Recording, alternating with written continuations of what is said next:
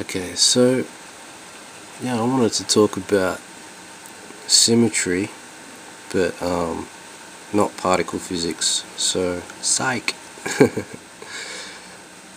Yeah, I didn't mention or show too much about composite beings, which I was talking about. But here's another picture that shows combined beings. Now,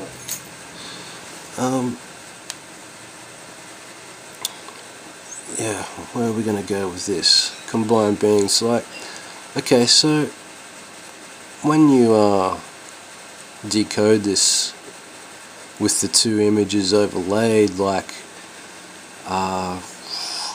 to me that's like taking me straight into the realm of perception, how we perceive things with our eyes, the different sides of the brain,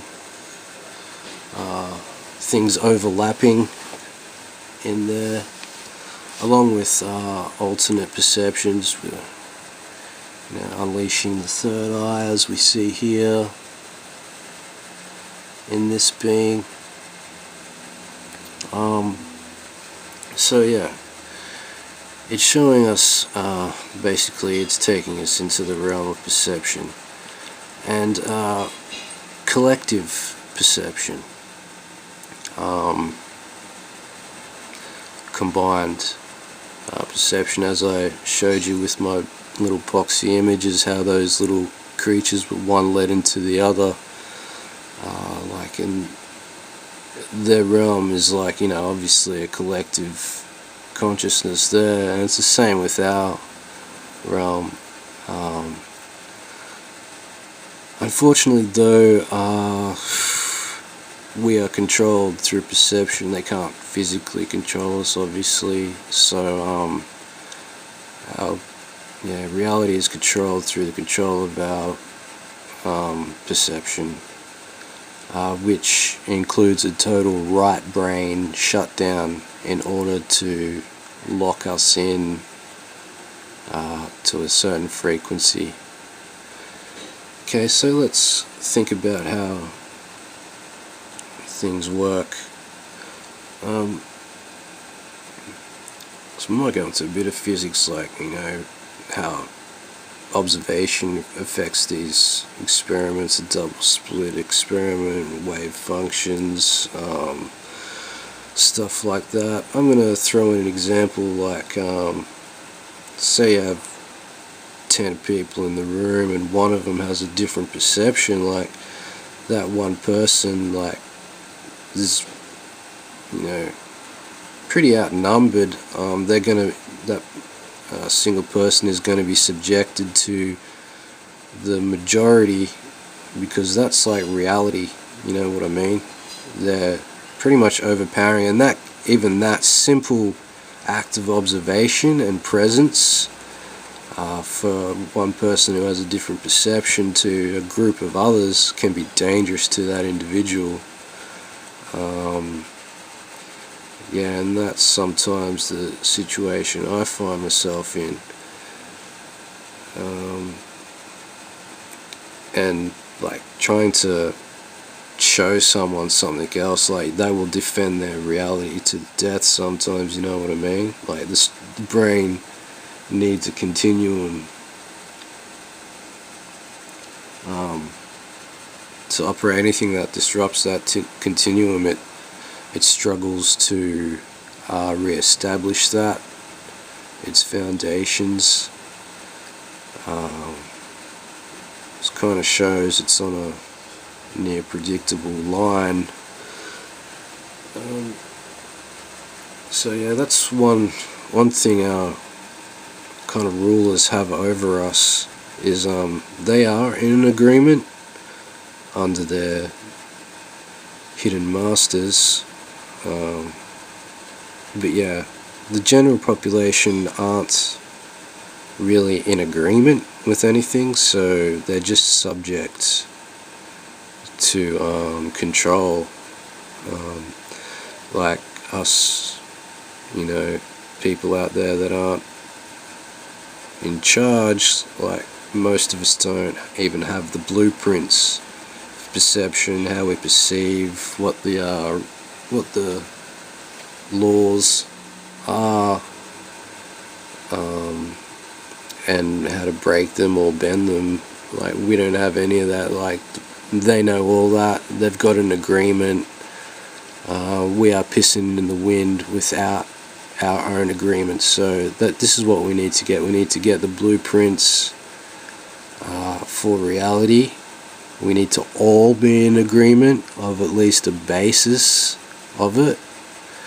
And yeah, this mask has kind of helped me understand perception, and the way I perceive things, consciousness. So yeah, I'm going to do more and more, because it's basically an alien artifact that you won't see on Ancient Aliens. Okay, so supersymmetry. Like, how is a mosaic mask that's made of different random pieces of jade put together turn into a lot of different symmetrical images of composite beings? How does this happen? That is the question. Now, I don't know why. This is one other culture that seems to be obsessed with supersymmetry, other than like the Egyptians. Like, we're not capable of creating something so precise and large. This thing's small, but it still contains, to me, this ultimate symmetry, possibly beyond the pyramids. Now, it's rock, for God's sake. It's, the shading and stuff on the rock. There's natural patterns, but how on earth really do you get those other images out of this? And they're not just like some random abstract images. They're defined, human-esque and alien images. And you can find like defined images from other cultures. Like, I found Egyptian stuff in here. Like, there's not just a few pictures that come out of it. And like I said, there's dots on here that you purposely align to achieve this symmetry. Now, I wouldn't know how on earth someone gets a bunch of rocks that's somehow ideally shaded specifically to produce these things. To me, that's some sort of miracle of mind. The only thing I can really think of is that these people, or whatever they are, that created it, are strongly integrated into this reality itself. Like, they are not one bit separate to it. They are a part of it. The rocks, the trees, everything. And they go back probably a long time before the Maya. Like, back to the days when they could have been in reptilian form. Which, jade and the kind of tile-like appearance to it kind of speaks in that mode too, towards ancient reptilian. Like, and I think, as with every kind of race that's existed, I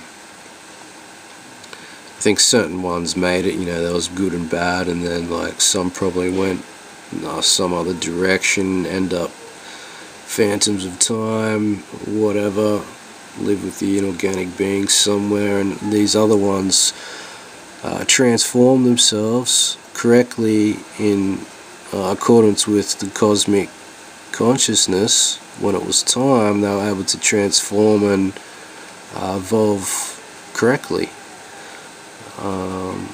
So yeah, and when it comes to the pyramids,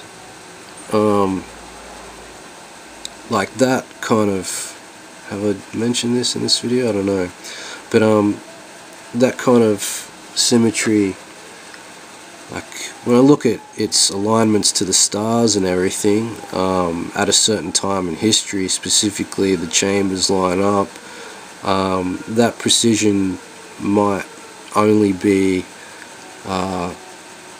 achievable within oneself as well as externally at a certain time, and we might have the opportunity coming towards us to be in one of those times where the components, the energy, everything's there for us to actually evolve, achieve a sort of perfection. Okay, so before I go, so yeah, basically, like, that symmetry is probably not possible at, through a long stage. So one more example, composite beings. Here we go. This is what I'm talking about. The totem pole is an example of this. So I'll just let you ponder all that. Yeah. So until next time.